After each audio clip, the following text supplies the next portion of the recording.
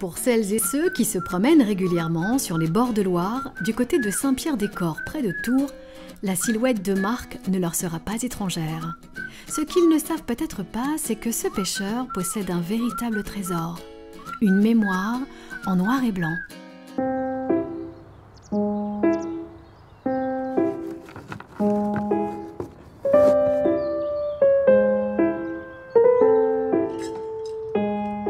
Marc est pêcheur de Loire, mais attention, pas n'importe quel pêcheur, un pêcheur amateur s'il vous plaît.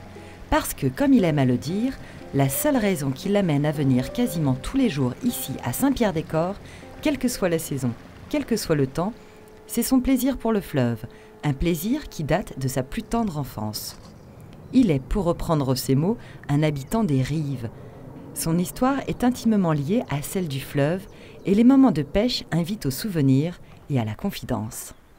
Je suis né en 1937 à Tours et j'ai vécu à Saint-Pierre sur les bords de Loire, à 50 mètres de la Loire, jusqu'à l'âge de 25 ans.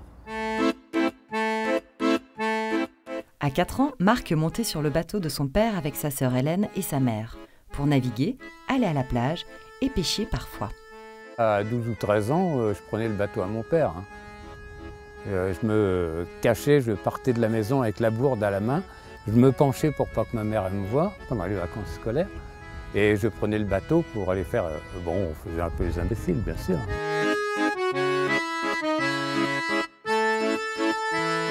Aujourd'hui, c'est Hélène qui prend soin des photos prises par sa mère dès les années 40, dans un album précieusement conservé dans la maison familiale, la maison de leur enfance. Ça, c'était au camping, ça. Oui. De Sainte-Radegonde, Oui, la place aussi. de Sainte-Radegonde et le camping. Et ben, là, on avait tous un petit truc, on était en train de boire, il devait y avoir une buvette. Mais il y avait la quelque chose. buvette sur la plage. Alors là, c'est ton bateau. Ben, tu l'avais construit en quelle année, ce bateau 55. 55. Ouais. Ah oui. Mais, ah ben oui, la voile, c'est toi qui l'avais faite, non? Oui, c'est notre mère qui l'avait piqué quand même. C'est Mais moi c'est- qui l'avais coupé, puis elle l'avait piqué. Mais c'était fait avec un drap? Avec de la toile.